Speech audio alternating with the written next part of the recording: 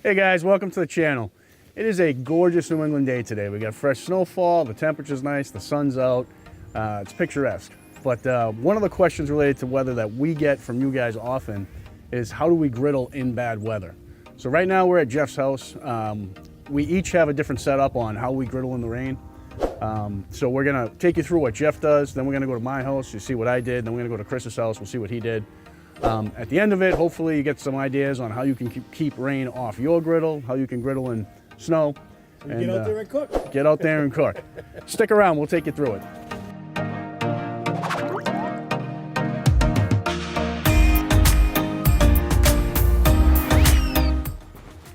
So, if you guys went back and watched Jeff's taco pizza video, or the, what was the last one, Jeff? Meatloaf. Meatloaf video. Hey, Ma! Can we get some meatloaf? This is where we did Jeff's meatloaf video. So obviously, you know, it's not going to be easy to griddle here. So let's take a look at what Jeff set up.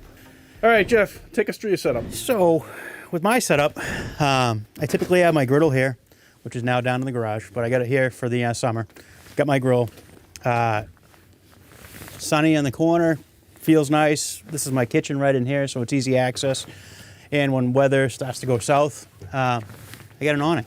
These are, this is one of those sunsetters, goes out, I think like 10 feet, and I just roll it out a bit, slide my griddle over, got full coverage, you have access to the house, stay dry, and works awesome. It is something that if it broke tomorrow, I'd get it the next day. Like it's just one of those things that I realize that I can't live without. So you're real happy with it. What don't you like about it? The only thing I'd say, because it's in a shady area, you know, for 80% of the day, you know, like half of my deck is in the shade.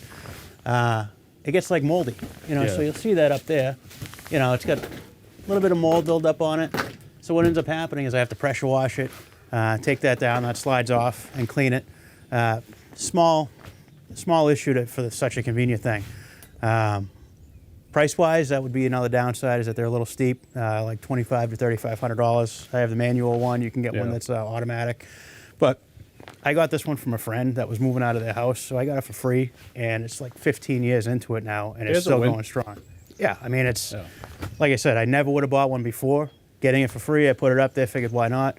Now I'd never go without. Yeah, you can't beat free. Yeah. Yeah, but rain, it keeps you very dry. This isn't here in the spring and summer, so that's why I kind of roll my griddle over to and use that. And this is a no-go for snow, right? Yeah, I just leave it out like 1.5 feet just to keep the snow off the wood, and it seems to hold up fine. But as far as rolling it out with snow on, I would definitely not recommend it. All right, let's check out where you griddle in the snow. All right. Headed into Jeff's snow winter cooking area. Gonna squeeze by his massive pickup. What do we got, Jeff? Well, I got a little spot carved out for storage. As you can see, there's not a ton of space. But what I do is I just back my truck out, roll it out to the edge of the garage, and that way it keeps me out of the weather, but I get the door open and all the fumes and everything go out. Yeah. You don't really want to cook in your garage. You know, Nate, I think you were talking to your neighbor about that. Yeah, so I did check. So one of the subscribers recommended we check with the local fire department, and I did. And they said in all instances, we are never going to say that it's a good idea to cook in your garage. Yeah. Right? So that being said, you guys will see when we get to my house, I kind of do the same thing as Jeff. When it's really bad snowing weather, you know, I put the garage out, put the griddle out there right at the edge of the garage and cook on it, clean it, and then as far as the gas goes, I keep mine stored outside. Imagine you do too. This really is my man cave. I love it down here. I got my workshop. I got my space. I got you know, it's really just, it makes it enjoyable, and that's the whole key, is that if you can have fun doing it, you're gonna keep doing it. Yeah. You know, it's definitely cool. I agree. The harder it is to get to your griddle, the less you're gonna use it. But this is it. Nice. So we made it to my house. This is my setup. I have a screen room that I bought from Sears. It's 10 feet by 12 feet. You know, you talk about griddling in poor weather, just take a look around at, you know, the edge of the screen room, the ice, my gutters, which are completely jammed up with ice. Hopefully that doesn't become a problem, but in any case. So this is the screen room, right? This, I bought it from Sears. Do you guys know if Sears is even still in business? I don't think, not here. They have an online presence. Yeah, so it was $1,000 at the time. How confident are you being under this? I'm seeing some dips here. Oh yeah, yeah. So let's talk about what I like. What I like about this is I actually move it. It rests against the house during the summer, and it's got screens that hang on these hooks. You know, zip up screens, and they completely enclose it. So in the summertime, you can sit out on your deck and you don't have to worry about mosquitoes and bugs and that sort of thing, which is really nice.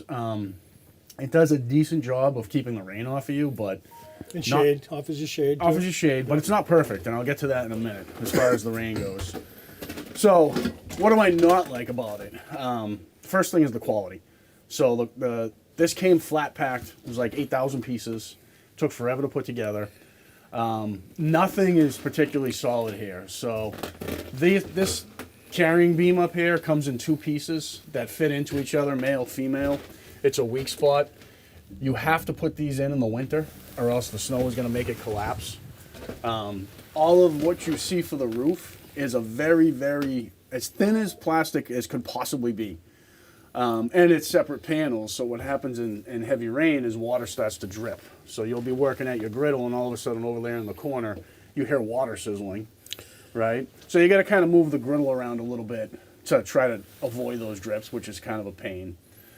Lastly, anytime you're griddling under something where the heat coming off your griddle can't dissipate, you're going to get oil buildup. So if you look at my house right here, when this is against the house and the fumes coming off the griddle hit the roof and roll out, they're starting to leave a stain, right? Second to that is, if you look over here, oil residue is building up, and this is pollen and dust that's stuck to it. If you look over in this direction, you see that there's no pollen and dust.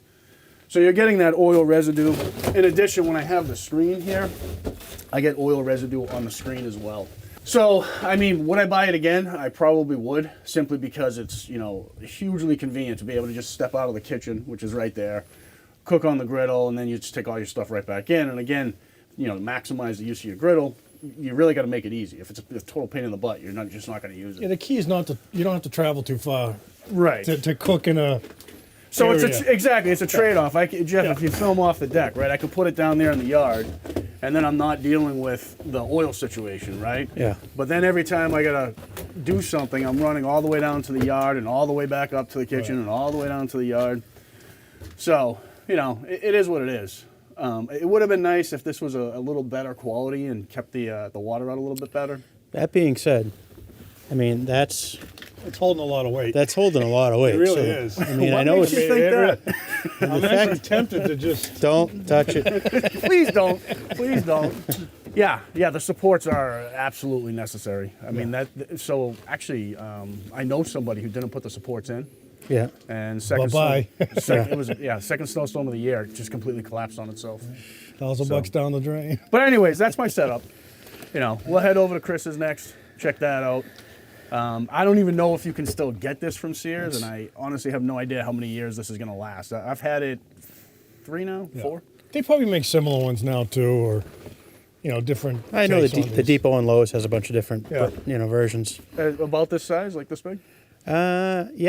Yeah, but Okay, I mean, it seems like it's mostly for summer, so I don't know about the winter, but. Yeah. All right. Well, that's an option. But, anyways, let's go check out your place, Chris. All right. And that's Chris's right there, the neighbor. Yep. So we're at Chris's house, and before we get into Chris's setup, I got a question for you. What did you give up on snow blowing right about here? Sounding like how clear. I actually shoveled. I didn't snow blow. Oh, okay. So when it got heavy, you were like, it's good enough. that's I'm good gonna leave enough. it there. Interesting. Yeah. So guys, my setup, nothing extravagant. I actually have a Juliet deck up here, and I was fortunate to have it, and it does provide me with some nice coverage for when it is raining out. The only problem was it used to leak a lot. Yeah, because it was just decking. It was just decking. So all I did was put up these pieces of, what are they, metal? Corrugated sheets, corrugated panels. Something like that. Local Home Depot, I think I picked them up. Threw them up there, and literally the rain just now all funnels out to the end here, and it works very well. But just like Nate's setup, the house does get damaged. I mean, I usually cook right here, but there is oil buildup there. So the smoke rolls off. It does, the house ends up getting a little Yeah, I dirty. mean, it's a trade-off. You got to look at it this way, too, right, guys? You got to consider with gas grills, you can't do any of this, Right. Because there's always the risk with a gas grill that you're going to have a flare up and you're going to light your deck on fire, or you're going to melt your screen room, or you're going to melt your sunshade, Or melt your brother-in-law's house. or melt siding, your yeah. brother-in-law's siding. I don't know anything about that. But the good thing is, I mean, that there is there, and it shows you how much I end up doing cooking in the rain, because otherwise, when it's not raining, I just roll the thing Yeah. out here, and I got all this room, and you don't have to worry about getting it near the house or any of that. So, And and we it don't- works well. We don't have to. We're not going to film it, but Chris and I both do the same thing as Jeff. When it's really snowing out or super crazy cold, Garage. we'll open the garage. I put my 28 right at the edge of the garage. He puts his Same 28 at the thing. edge of the garage. Yeah. Again, not that we're recommending that. You'll see our videos. We do But- keep the propane tanks outside. Yeah. Yeah. But anyways, hopefully you guys found this useful. Just the different options on getting more seasons out of your griddle. No pun intended, right? But griddling in inclement weather. So with that, if you're still with us, subscribe would be great. If not, we'll see you on the next one. Like, just share, Hit the bell. hit the bell. Well, yeah. Ding, ding. See you in the next video. See you guys.